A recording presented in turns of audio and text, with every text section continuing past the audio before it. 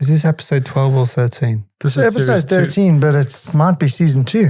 Season 2, episode 1. Oh, I've been really. Is that what we're going to do?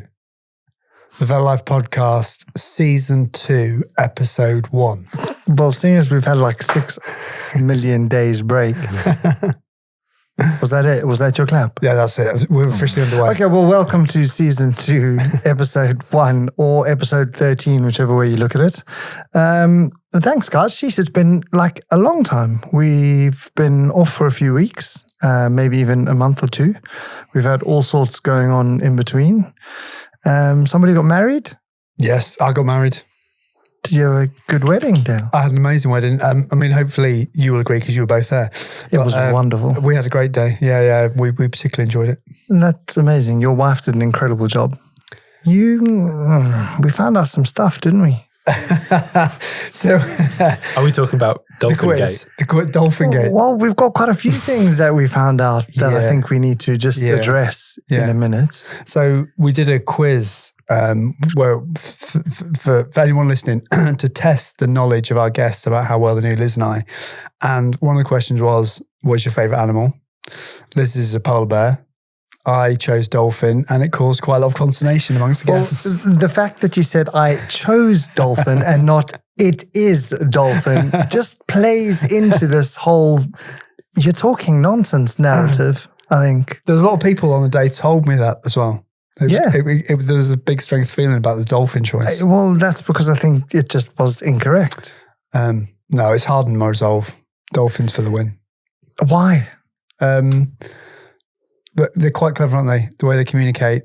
And I also saw a really good video last night, in fact, of somebody I can't remember where they were, but they were basically throwing a ball off a boat, and a dolphin was going and fetching it and bringing it back, which I just thought was amazing. How dogs do that? Yeah, they do that, but they're not quite as clever as dolphins, are they? Sure. Yeah, I'm pretty sure. I reckon dogs are far more dolphins clever. got like really big brains.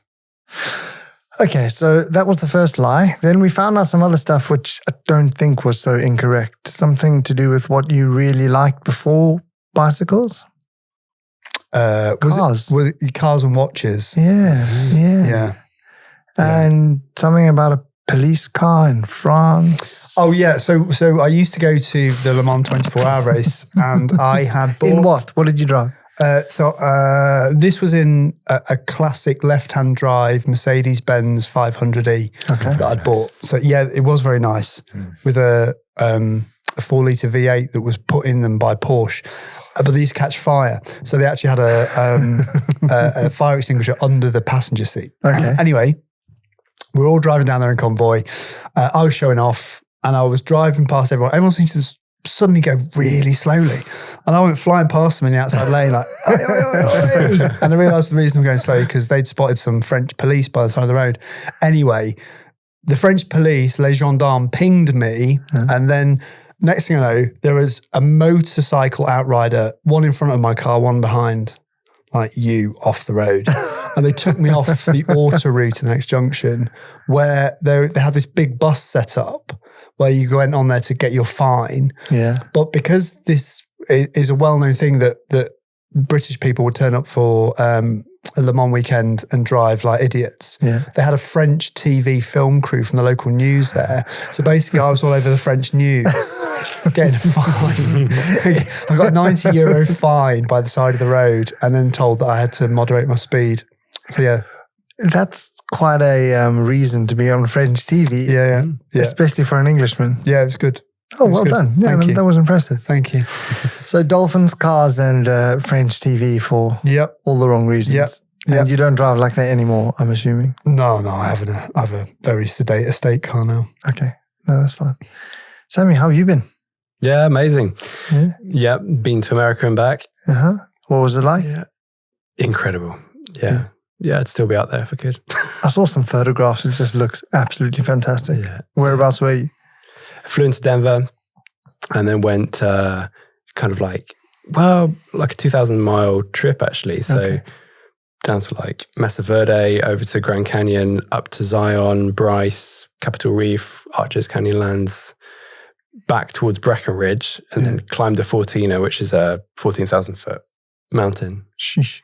And which is actually now thinking about it, it's nothing compared to what you've done, Dale. No, it's still pretty high. Still pretty high. Yeah, it's pretty high. It's pretty high, that's for sure. And that's how we finished. So amazing. Did you have a good time there? Incredible. Awesome. Yeah, lost all my fitness, but it was worth it. Well, you were doing some altitude training. Well, Dale was doing altitude training, I think, is what we were Yeah. So we went after the wedding, we had 2 weeks of work, then we went to Peru. And whilst we were there, we actually rented some e-mountain bikes. But we went up to about maybe 15,500 feet and we were cycling around up there, which was pretty hard. I was surprised actually how difficult it was. But fortunately, even on an e-bike, even on an e-mountain bike, I was really struggling. And it was only like the second or third day we were up at altitude. Yeah. So it was really hard. And Liz, my wife, decked it. That was her first crash. So she was going down this sort of, it was a bit of a drop off. Yeah. She grabbed a bit too much front brake over the front and like landed on a rock. So she kind of skinned her elbow. But it was, and then we did a couple of mountain passes whilst we were out there trekking and stuff. So it was amazing. Beautiful country, great people, amazing coffee. Is it? Yeah, Peruvian coffee's great. Amazing. Yeah. What was the famous place you went to? We went to Machu Picchu, You did. which everyone goes to. But the best part, one day we're in Lima, the capital, and I went to this coffee shop because I read a review, so it's got the best coffee in Lima. So I went in the corner there was like a Pinarello F10. Yeah. So I said, who's the bike's really nice. So the guy comes out who owned the place and he's talking to me. And he's like, do you know who this guy is talking about the barista? I was like, no, he just told me that was your bike. He's like, this guy's like the Peruvian road race champion. Oh, really? Yeah. So I had my picture taken with him, and then I went back and he gave me like one of his jerseys. And, awesome! Yeah, no, super nice guy. How cool! And he was telling me, so how'd you ride like? And he said, the last time the road champs were at Cusco, and Cusco's at 11,000 feet. And he said, I won the time trial. I said, what power did you do? Yeah. And he's like, it's altitude, so it wasn't amazing. Did about 340 watts. And I'm doing some maths in my head, and I was like, but you lose like 20% up there. So, you were probably pushing like 400 watts when you're, down at sea level. He's like, maybe 395. I was like, okay, right, yeah. And I bet you he was about 56 kilos and this high. Yeah, just a little wee guy. Super nice though. So amazing. Big shout out to Gonzalo. What was his coffee like? Coffee was good. It was really nice, but I had like V60 filter, so I didn't have anything with milk. Yeah. Just because I wasn't entirely sure about having that over there. But coffee. Do they have lots of cows over there? Not so many. They have a lot of llamas and alpacas, and I didn't really fancy llama milk, so I just went with black coffee. I've never But had llama milk. it was very good, really good. Amazing. Mm. Oh, very cool. I had an unusual coffee. Uh-huh. Oh yeah, we need to talk about this. Yeah. I don't know how you pronounce it. Brevet. Have you heard of that? Not off the top of my head. There are a few on the list. It was a really nice coffee shop, actually. Yeah. And there's a few coffees on the list that I didn't recognize. That was one of them. And it's a flat white, but the milk is half and half. So it's half cream, half milk, which makes it very decadent, delicious. But the other coffee that I told Dale about was Shot in the Dark. Have you heard of that? No. Sounds like a cocktail. No, it does sound like a cocktail. That's a black Americano that they've put an extra espresso in. This is a triple shot Americano. Kind of. Yeah. Shot in the dark. I was like, I'm not having that. So an extra shot into the already dark black Americano. Mm. That's not cool, man. No. I felt like I might be. So it's a recipe for a disturbing afternoon. What size? What size was it? I actually didn't get that because I was too scared of it. But I assume they all seem to be around the 12-ounce size. So quite big. Yeah, because they were going to make my brev, whatever they call it, in 12-ounce. I was like, can I have it in 8? I spotted some 8-ounce cups. I said, can I have it in 8-ounce? I'm glad I did because it was already like kind of milky enough. Yeah, that must be the halfway between our milk and Tesco's milk because ours has got so much cream in it, being direct from the Guernsey herd up the road. But that must be so rich and thick and sweet. Yeah, you wouldn't have it every day, but it was really good. Yeah, we can't say that yet because I think I'll have it every day. That's not a good thing. We've got a couple of people here who drink an Americano with an extra shot, and that's in like a 7.5 ounce cup. That's like jet fuel and thick. I'm like, that's too much.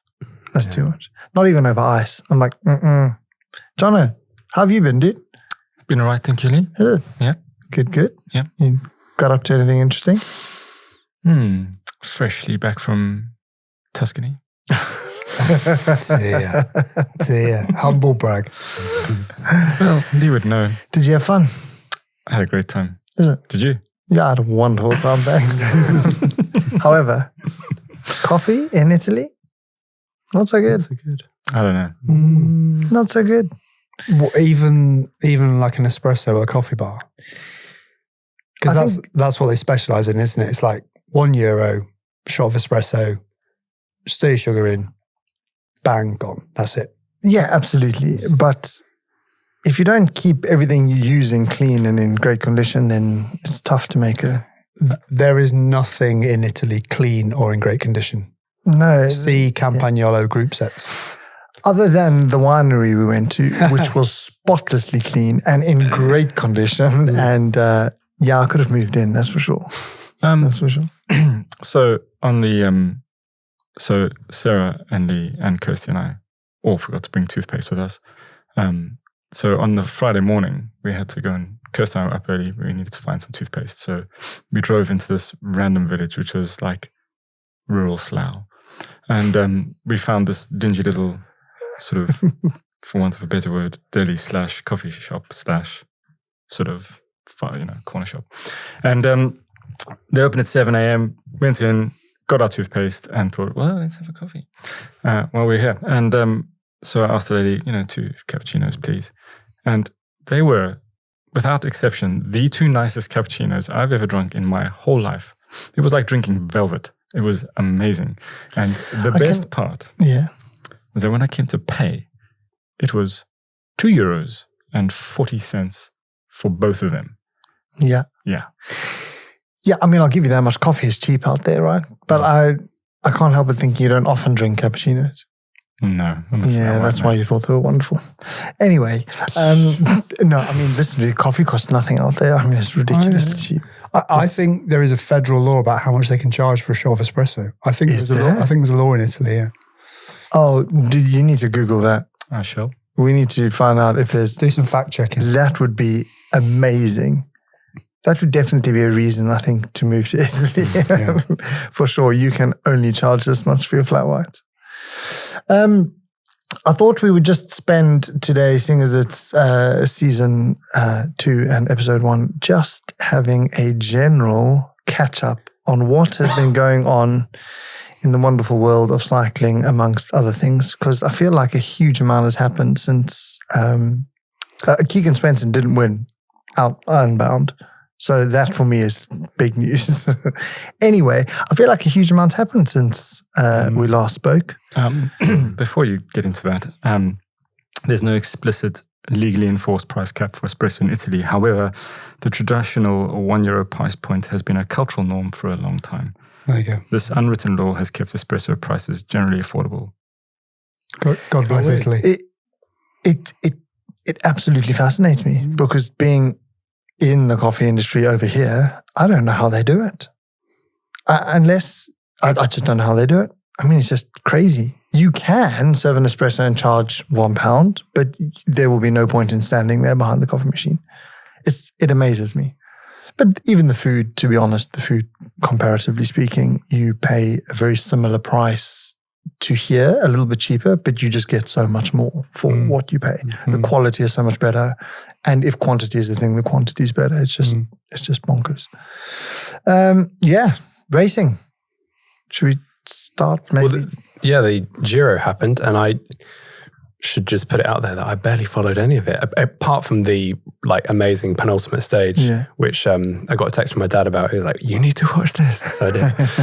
But I guess I was a little bit like you, Dale. I was on holiday for most of it, so it just kind of passed me by. We were following it online. It looked like it was just going to be another bog standard UAE Team Emirates parade until Simon Yates on the Colle della Finestra, where he'd had that horrendous ride in 2018 where he lost 38 minutes, Chris Froome. Yeah. He had some kind of renaissance and he put it all to bed, Yeah. which was amazing to watch. Yeah. But I think a lot of us who did see it were frustrated at how Carapaz and Isaac Del Toro raced it. I can understand why Carapaz wasn't prepared to pull him back, but Del Toro or whoever, I think we spoke about this, didn't we, Sam, at the weekend, that maybe it was his DSs in the car, just didn't seem interested, rather lose than try and win.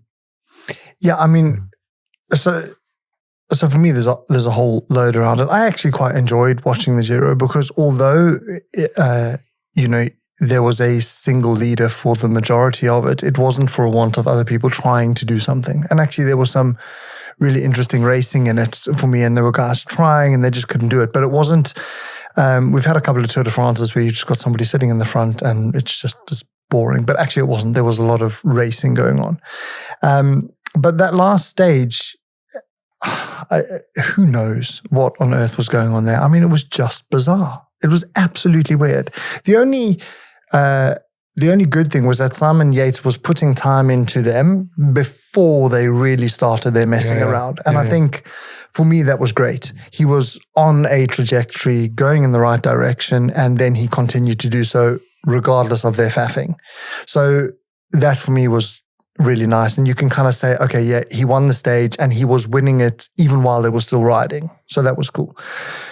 I don't think he would have won it by that margin, but nonetheless, good chance he would have still won it anyway, which is great. And an amazing ride by Wout van Aert at the end to support. I mean, you can't. How many times has he done that, right? Ridden to his, obviously not death, but ridden to the I end. just hope he stays fit now, because it was clear that over the space of the Giro, he rode himself back into form. Yeah. So by the end, he seemed like he was really flying. Yeah. I understand now they're going to put him into the Tour de France team, which would be great. I just hope he has a good tour and picks up some stages there. Absolutely. Depends what his role is, what he's given for the tour. Yeah, exactly. Because I'm not quite sure whether they're taking a sprint or not. But interestingly, Jonas Vingegaard is back in form. I don't know whether you saw he came second in the Dauphiné time trial today. I haven't Beat Poggi by over 20 seconds, I think. So he's 20 seconds behind Remco, but 20 ahead of Poggi, which is quite interesting. Did you notice anything weird about Vingegaard? His riding in the last kind of few minutes? I haven't seen it. I haven't watched it yet. No. Okay. Why? Well, the first thing that struck me is that he was pedaling like crazy. And I was thinking, what's going on? Yeah. Isn't he on like 155 cranks or something? No, he was stuck in the inner ring. Was he? He wasn't in his big. If they pan in on the crank and he's in the inner ring, whether he like can't get into the big ring or SRAM, isn't it? Whatever. Right, SRAM.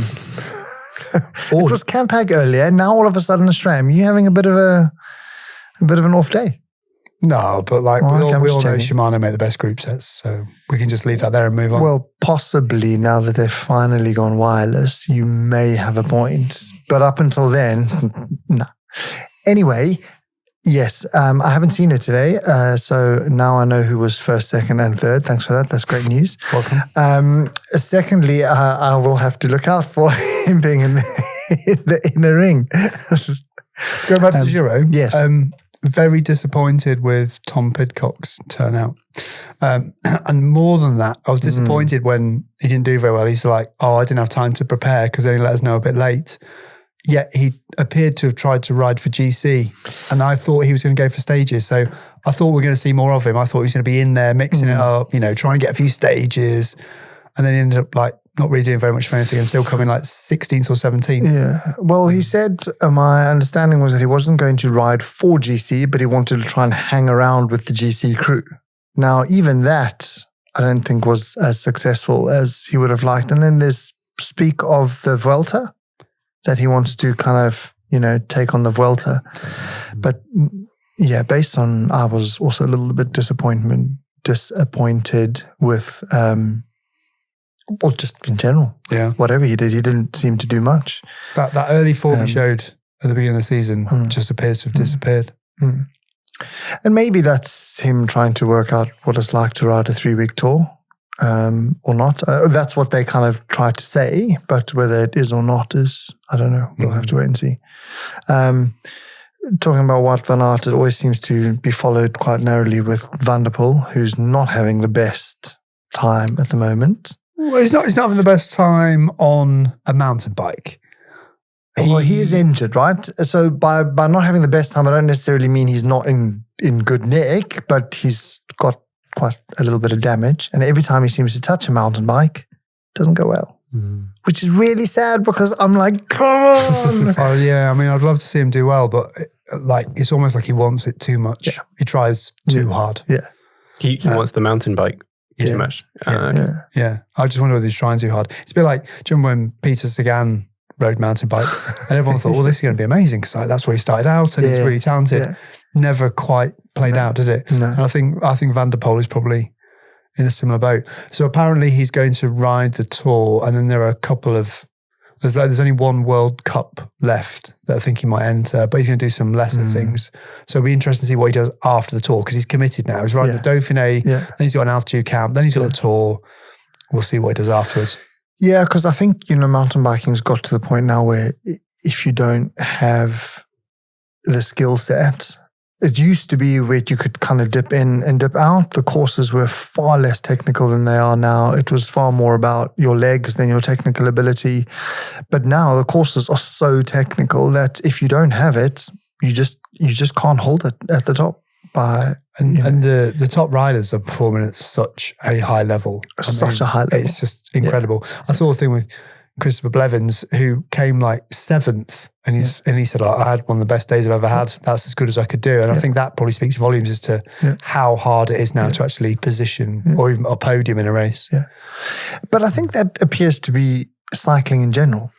Just seems to be we're having the fastest races out there across all disciplines. You're holding the highest power numbers they've seen in mountain biking for ages. The courses are the most technical they've ever been. Cycling just seems to be at this sort of, just getting faster and faster and better and better. We'll come on to bikes in a minute because I think there's a little bit of chat around that. But yeah, it just seems to be that everything is making, these incremental steps ahead of where they were across nutrition and training and bikes and fitting and everything. Making a segue then onto Unbound, because am I right in saying like the top 10 went under the course record or something crazy? Like a few years ago, it would have been like unheard of to go under 10 hours. Now everybody's doing that. And it's, the 10-hour thing, that was the big, that was the break 10 hours. Yeah. The guy who entered from GCN, Alex Payton, who came 81st, was the last man under 10 hours. But that just goes to show that, he's not considered to be one of the top contenders, and he went under 10 hours, and yet it still only gets you just inside the top 100 now. Yeah, whereas I think it was 5 or 6 years ago, where, the sub 10 was this massive thing. Can you actually do it? And now, as you say, I know this year's course was pretty quick, other than the small sections of mud. Everything else dried out really well, and it was super fast. But nonetheless, it's just, everything just seems to be going faster. Did you see the guy who won, Cameron Jones? Is it Cameron Jones? Right. Do you see his power numbers? His power numbers I are haven't seen insane. Yeah. Insane. I think he averaged for the 8.5 hours he was out there, 295 watts. That for that period of time, that is bonkers power. But That's like Sam Barley power. Yeah, it's mental. Have you seen any of the highlights, or did you watch any of the live? I've seen some highlights. Those two, I forget the other guy's name. Simon Pelot. Yeah, the two of them together, there were so many moments where it was just so great to see them riding. Where he's giving him chain lube. Yeah. Earlier on, they fist bumping together. They waited for each other coming out of the field. Okay, I know there's a performance advantage to waiting, right? But there just seemed this great ride together until right at the end, and they were like, okay, we've done it all together, now we may as well see who can win, basically. And Pelot, he had a bottle with a load of gels in, and the bottle bounced out, didn't he? Bottle bounced out. So he had a bit of a hunger knock right at the back end. Yeah. But it would have been interesting to see who would have won if he'd actually fueled properly.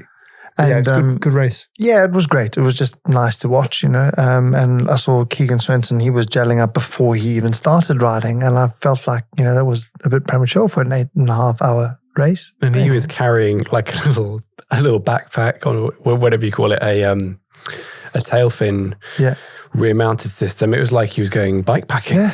I'm kind of glad that he didn't win on that bike because it was really ugly. Yeah.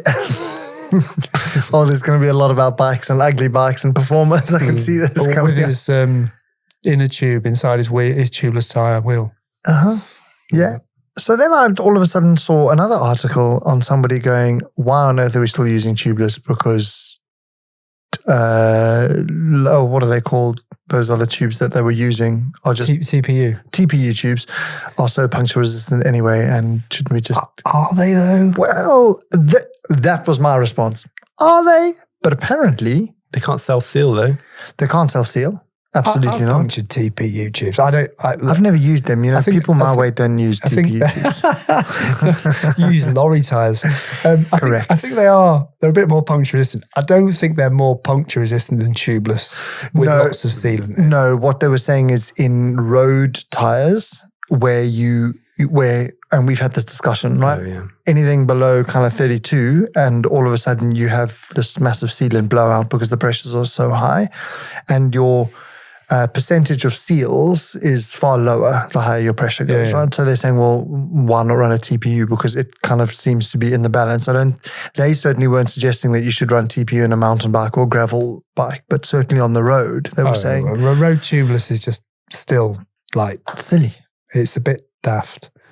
Yeah. Anyway, but yeah, I didn't see him having to use his double. But he did get a puncture. And he didn't use the tube that was inside. Sealed. So it just seemed a bit odd. Yeah. Well, it did seal, but it only sealed after he changed his tyre. So he had a teammate, Tobin something or other, who he calls McTobin. Yeah. He took his wheel. Okay. And then the wheel that had the puncture sealed later on. So he actually finished on his teammate's wheel. Okay. But Swenson, look at a lot of his results. He gets really, really good results at altitude. The higher up races, so Leadvilles, those kind of races, I think he does really, really well in. I think he performs really well at altitude.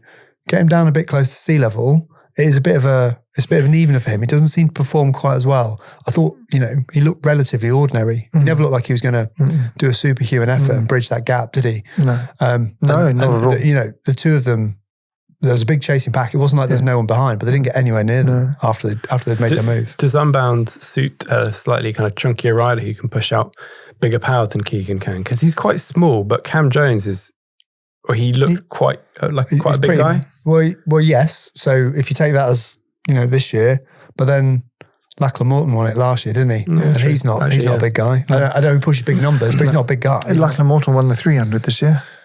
No, he didn't. Rob Britton won it.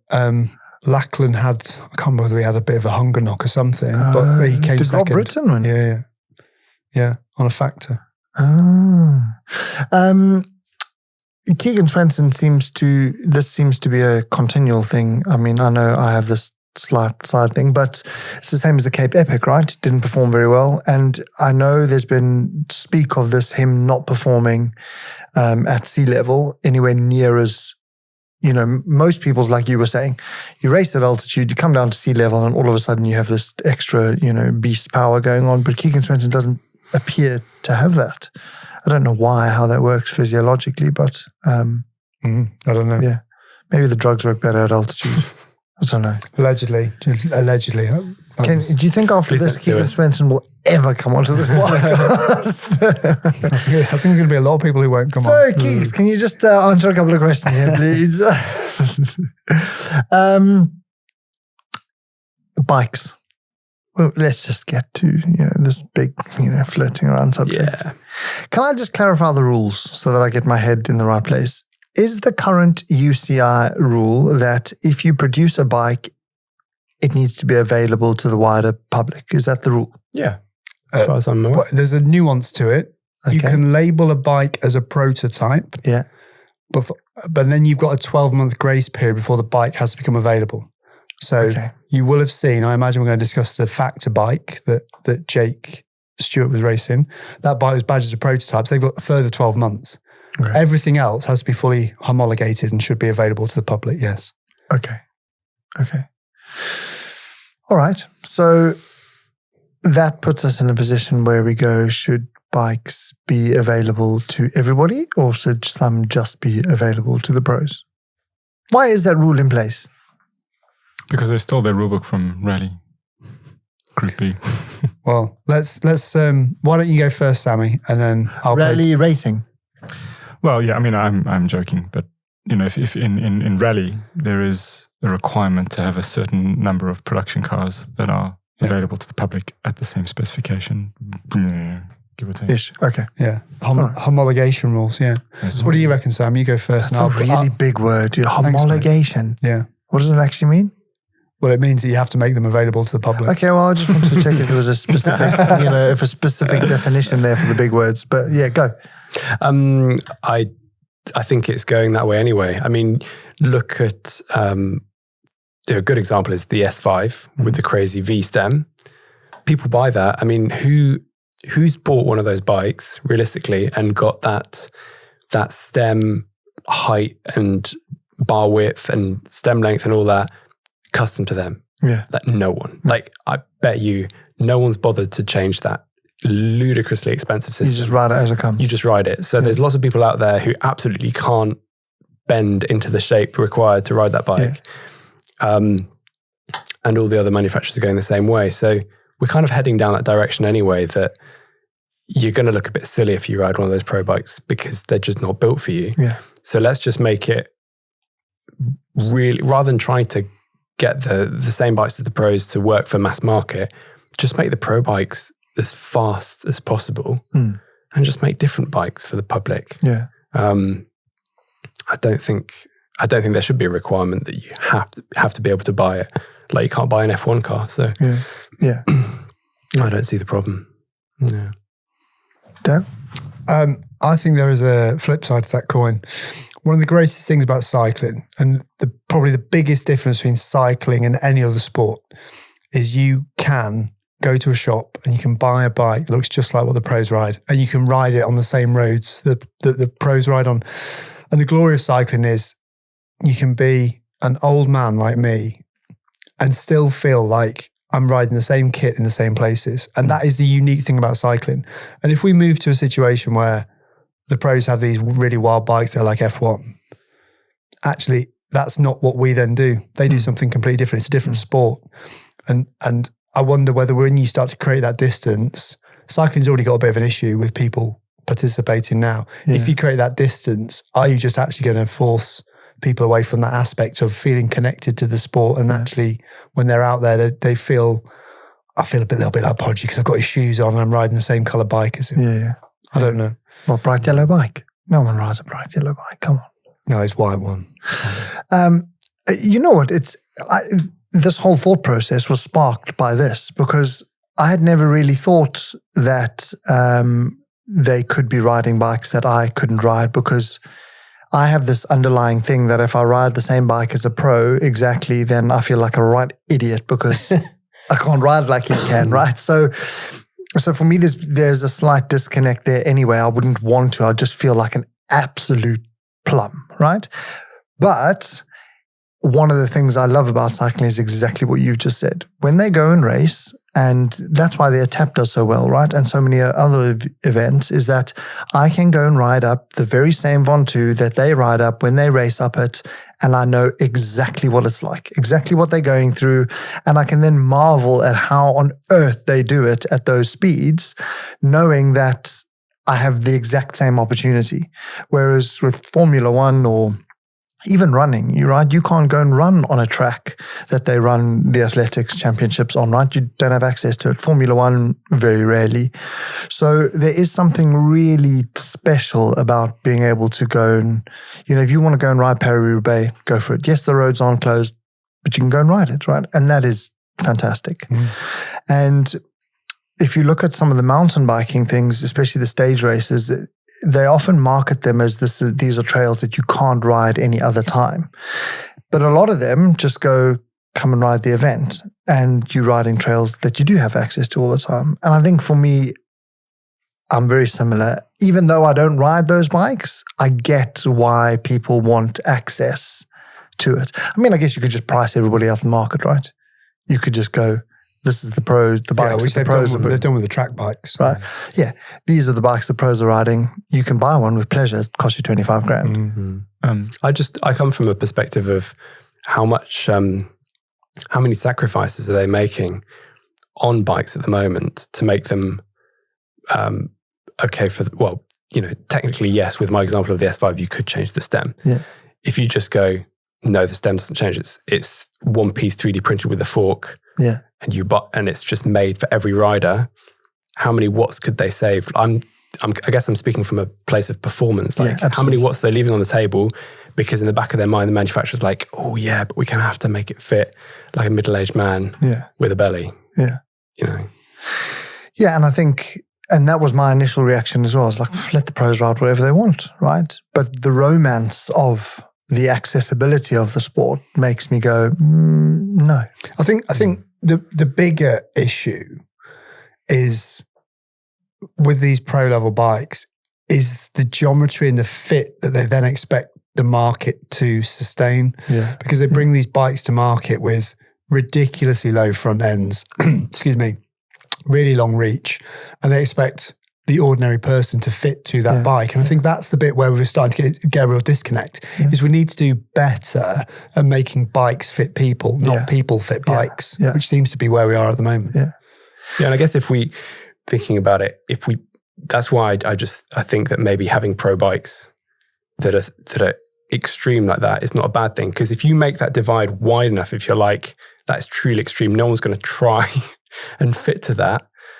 Just because at the moment we're in this awkward situation where people are coming to me, and as a fitter, I'm like, there's no way that bike's going to fit you already. Yeah. So if we're already there, I just feel like if you make that chasm a bit greater, then people aren't going to. Maybe there's a second bike that's not quite as integrated that is mass market. Or I don't know. And what percentage of cyclists are actually buying these pro bikes, if we can call them that?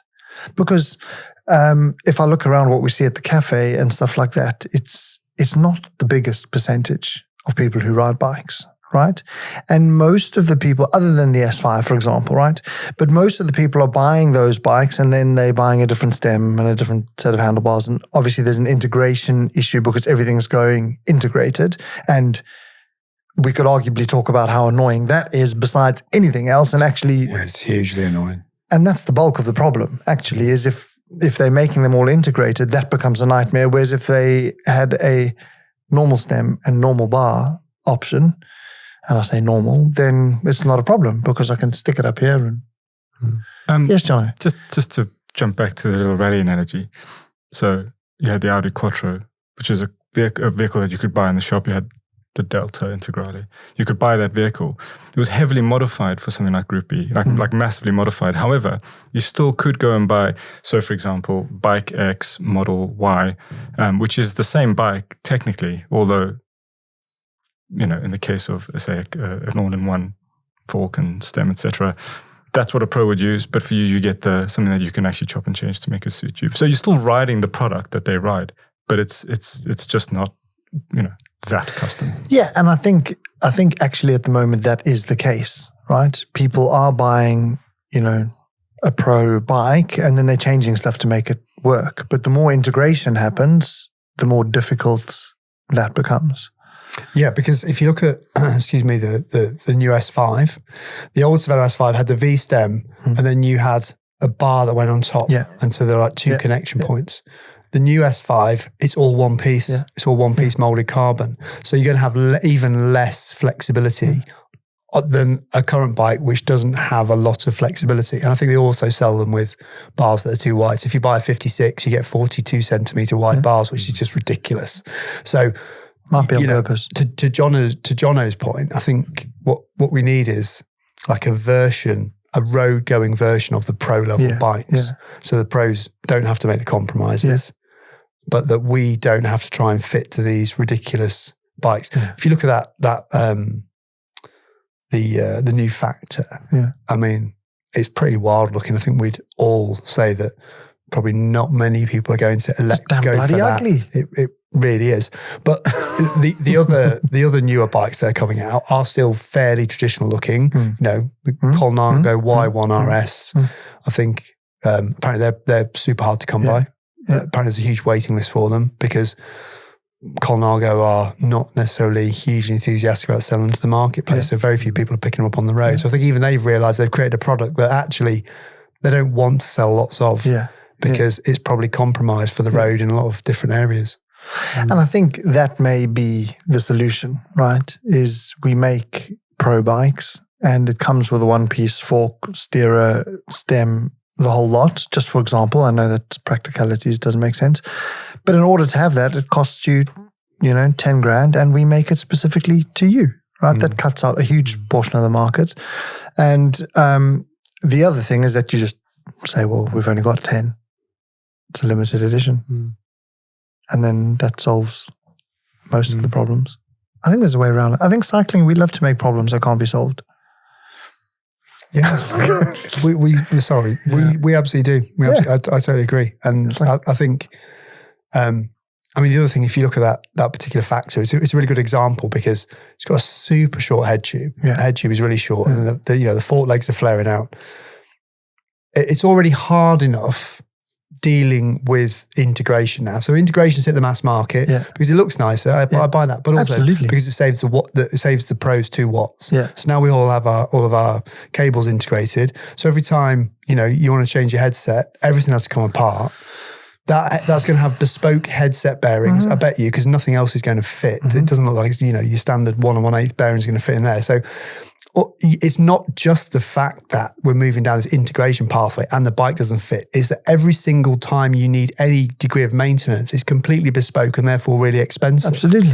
So even looking after the bike is no longer cheap. No. The majority of people don't like to do their own work on integrated cabling. It's an absolute nightmare. When I did my Colnago, I changed the group set on my C64 and it was, it took me like 2 days to do it. Yeah. It's a horrendous piece of work to do. No, and I just think that we're creating bikes that are not actually that user-friendly anymore. I think about my Crux, all the cables, brake cables are all outside. It's probably not as fast as, anything else, but it's really easy to work on. If I want to move the bars up, I can move the bars up. It's like a 2-minute job. And with all due respect to everybody in this room other than possibly Sam, but are the 2 watts worth the nightmare of the integration? So I was thinking about this in the car on the way over.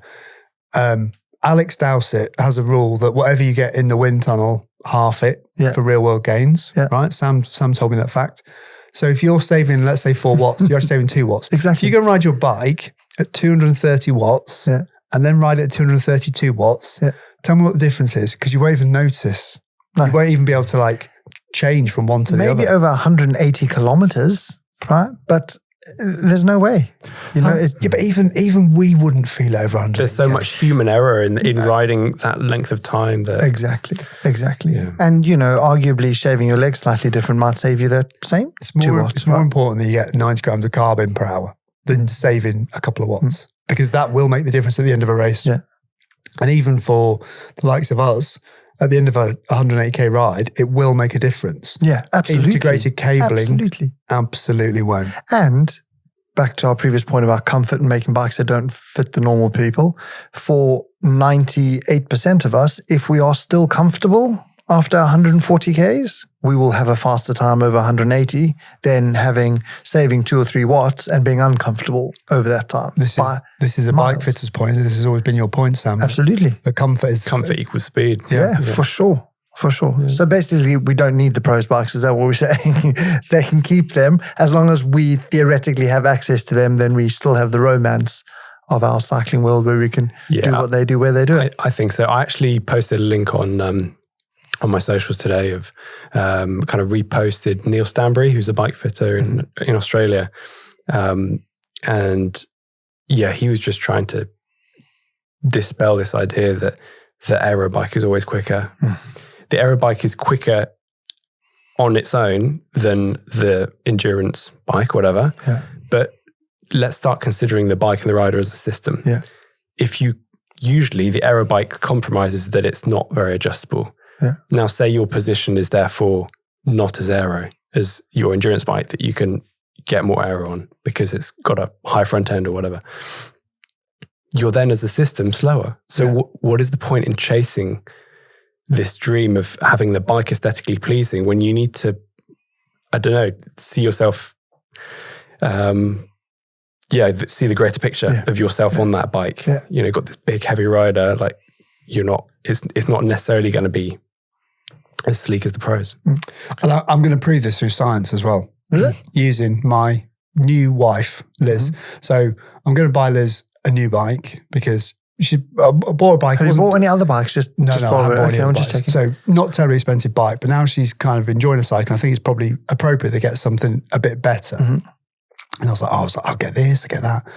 And actually what I'm going to do, I'm going to go to Sam and get an optimal bike fit and then see which bikes are actually the best ones and compare my list that I thought I was going to buy to what actually Sam says is the best bike that will fit her in the best way, so she's the most comfortable and therefore probably quicker than she would be on my choice. So we'll do some proper science behind it. Yeah, that is absolutely right. And you've got to be really, really, really fast to be uncomfortable.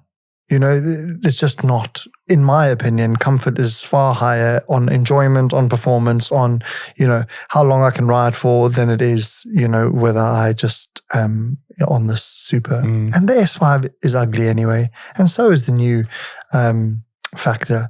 So they're all ugly anyway. I don't know, I quite like the Factor in a weird way. Yeah, but you do like Weird bikes. bikes. Yeah, I've got a It's KX. It's just He has got a KDX. he has got a KDX. And a Franken bike. We can't trust with it. a really short stem. No, not when it comes to aesthetics. He might be very good at design, but as far as let's just put it over there. New kit, Dale. Well, so I've been away, so I haven't really bought. You haven't been away the whole I time. haven't bought too much. So two things of note. First is the shoe fetish. I obviously bought some Bonds, and then I decided I was going to take the plunge. I'm going to get some Nimbles, right? Yes. So I ordered some Nimbles. First thing to say is they're amazing. Okay. Like all the hype is true. They are really, really good shoes. Do they make you faster? They haven't made me faster, but they have made me look a bit cooler. Okay. However, ordered the Nimbles. I think they were like, I want to say they were 475 quid, but I got stung for a whole load of import tax. Total cost of shoes, £650. Oh no. Now then, so I was pretty unhappy about that. The other thing I just bought, I got stung for import tax on this. There's a company in Spain called Gemini. Don't really heard of them. I've bought a forged carbon chainring, a 1x carbon chainring for my Crocs to ride on gravel. A 42 tooth forged carbon chainring. Has it arrived? It's arrived. Is it on? It's not on yet. No, it's not on. So but I'm going to set about fitting that over the next couple of weeks. So I'm pretty pleased about that. It's super light, hey? Is it a single piece? Yes. A single piece of forged carbon fiber. Is it like a disc? Is what I was trying to get at. Yeah.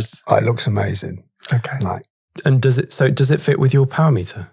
no, the power meter's going to have to come off. So I've had to buy some power pedals too. Well, don't you have power pedals? Not off-road ones. You can just change the body, right? Yes, but I want some different ones. Which ones are you going to buy? The Favera Asioma MX2s. Don't those guess a little bit? No, I don't think they do. You sure? Yes. I saw some testing. DC Rainmaker says they're totally I listen here. It doesn't matter what testing I see. If DC Rainmaker says it's so, I believe him. They're his choice. I'm all over him. Okay, fine. So, import duties, basically. Import duties. Bane of my life. Dude, that's expensive shoes, right? Mm. Now, I know you've got a couple of mates that have got the same shoe size as you that like getting your cast-offs. Yeah. But so I've got a couple of mates who refer to my house as Dales of Windsor. Yeah. Because they just pick up all this stuff. Yeah. Do Dales of Windsor stock X type of shoe? And they just buy it from me when I'm done with it.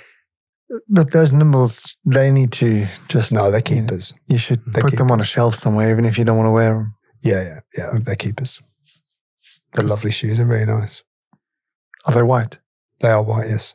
Okay, fair enough. Sam, have you bought anything new recently? No, I don't have enough money. I tend to get stuff made.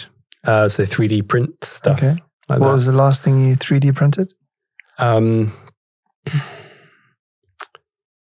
Some grips, actually. Doesn't sound very cool. But, Okay. I saw those for your KDX. Yeah, so the SRAM, most hydraulic brakes that sit on the base bar of a TT bike just have this big old reservoir, which is not super ergonomic because your hand kind of like sits there and you're just well, it's just not made to look like a hood at all. Yeah, I thought the manufacturers might spend a bit more time like making it actually kind of like rubber and nice. No. So I've got my little SRAM blip that sits underneath, and I wanted it in, just a kind of like trigger setup. And then no one really makes any grips. So I designed something that, a friend of mine at Zwift printed out of like kind of rubbery compound. Okay.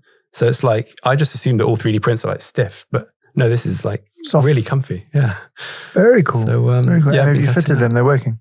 Fitted a prototype, and then he's going to make some proper ones that are a little bit firmer. And because I wanted to get it just right, because obviously you then have to take the levers off, put these things on, put the levers back and bleed the whole system. Yeah. So I want to make sure they're like the design is spot on first. Yeah. So he's going to add a little bit of, so the ones you saw, he's just going to add a little bit of grip to that. Okay. Because obviously a normal hood has got some kind of like, I don't know what we call it. Bit of texture. The bit of texture, yeah. 3D printing is making such a huge difference to all sorts of stuff, right? And it's becoming so accessible that anybody can do it. You can go, oh, well, what is this like? And then off you go kind of thing. Well, I can think it up, but I certainly can't design it. I mean, this friend of mine, Joe, is really good at taking my really bad drawings and creating a 3D file that will actually print. Yeah. That's like you with like flat design stuff. When I go, Sam, can it look like this, please? And you're like, yeah. Yeah. So, brilliant. All good. Very cool. What else did I have on here? I can't believe that's all the new kit you guys have bought. That's like, yeah, sorry. Sad times. Anything else in the racing world we need to discuss? In the triathlon world, Christian, who I bike fitted back in end of March, he got a puncture in his first race. Yeah. So didn't really get to show what he could do. But ran the fastest half marathon off the bike there, 107. And then seemed to be so angry from that he won his next race in style. Absolutely crushed it. And the race after that. Amazing. So he's in good form. What's your next event? My next event is Long Course Wales, which is a Ironman split over 3 days. So it makes it a bit more manageable. Oh, really? Swim one day. Swim bike on the Friday evening, I think. Okay. Yeah. Then bike Saturday. Run then you go and have a little rest. That's not a triathlon, is it? Well, guys, I think you don't quite understand how unfit I've come back from America. I'm suffering right now. I need all the help I can get. Okay. Dale, what are you doing? What have you got planned event-wise? If you go right the way back to when we first started these, I keep on getting emails. We entered a gravel event. Yeah, Stone Circle. I suspect that's not going to happen. No, Stone Circle is happening. I'm just not happening. You're just not going to be there. So I've got tickets for that. And then I've got a spare entry if somebody wants it. And then I think Liz and I were planning on actually maybe October time, maybe going and doing like a bit of a bike packing. Whereabouts? Thing. Probably Spain, but just because I know it and the weather's pretty reliable. You need somewhere where the weather's going to be nice. I can highly recommend Tuscany. Yeah. Well, we've looked at that, but I think October might be a bit late weather-wise. I think it'd been September. We probably could have gone, but I think we're going to look at doing something like that back into the year. Oh, okay. Because have you got kit? I have, yeah. Yeah, from when I did it before. What kind of bike you thinking of buying, Liz? Well, that depends what Sammy says. No, what kind? Not necessarily specifically what brand or shape, but... I was thinking about just... road, gravel, kind of somewhere in between. She bought herself a gravel bike, so she's got a Canyon Grizzle, which is pretty good. Yeah. But there'll be more kind of sort of road endurance type of thing. Yeah. I think is what we'll be looking at. Okay. Do you have any more bikes on the horizon? Because I know you've set a rule for this year. I've set a rule. But is there something... I'm going to fail the rule. And the reason I'm going to fail the rule is because of what we've been talking about today. Because obviously last year I bought a Scott Addict. Yes. And actually, I think as the weather's got nicer and I've got my good bikes out, obviously I've got my Colnago out and it's just so much nicer to ride and more comfortable. Yeah. And it's to do with the fact the front end's a bit higher. Yeah. It's a bit shorter in reach, but I've got a longer stem on, but it's quite a lot higher. It's probably about 20. Okay, it's quite a bit. 20 mil higher. So I think I'm going to chop that frame in and get something different, something a bit more upright. Anything in mind? You know what it's like. Once you start looking at these things, you just go down a series of rabbit holes. I think at the moment, I'm quite liking the look of two bikes. The 51 Seeker, right, which is an Irish bike, but again, it's still lower. The other thing is, I was considering getting an Envy Frey, which is kind of like their more upright version of the Melee, which is their road bike. Just because I also want something that's a bit different to Colnago. It's got like frame storage as well, integrated frame storage. I just think, I've bought my Envy wheels and they're amazing. The quality is just first class. So I was maybe thinking about picking up an Envy Frey. I rode the Mog. Did you? I've always wanted to give one of those a go. No. What wheels did it have on it? NB. Can't remember exactly which ones. Some NVs. I'm shocked.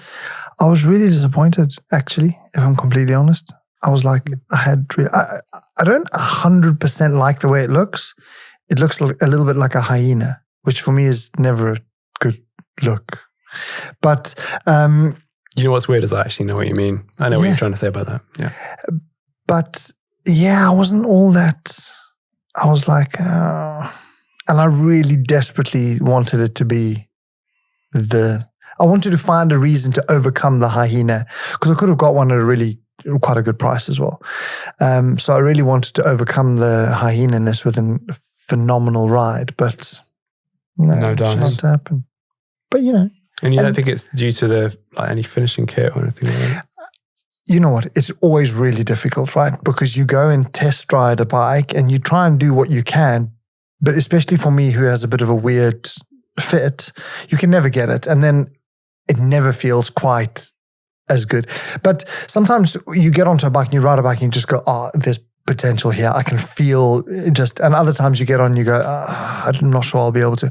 And for me, that was the Mog. I got onto it and I rode it for a bit and I was just like, I can't see me. I'm not going to make it work. Yeah. No. And you and I have similar taste in bikes, I guess, similar bicycles. But it'll be interesting to see if you can get a ride on one and see what you think. Yeah. And it'll be interesting to see what you think. I haven't seen that many of them around either. I haven't seen any. I'm trying to think. I don't think I've seen any. Cool. So the last thing. So after the Stone Circle, is that it? Yeah. There's nothing. And then some bikepacking. Nothing. Okay, cool. Then all I wanted, we've gone through your kit. I wanted a bike fit tip from Sam. Don't wrap your own bar tape. It's tempting. Don't do it. It'll look awful. The amount of people who proudly come up to me and go, I wrap my own bar tape, and I go, yeah, I can tell. He's right. Yeah. Absolutely. Even from when I was still being a bike mechanic, you're just like, you wrapped it yourself. You can see it a mile away. And white bar tape is still hasn't come back yet. It was at one stage, but not anymore. Jono, you got any life tips for us? No. Not even like don't eat yellow snow or anything like that. Randomly, that's what I was going to say.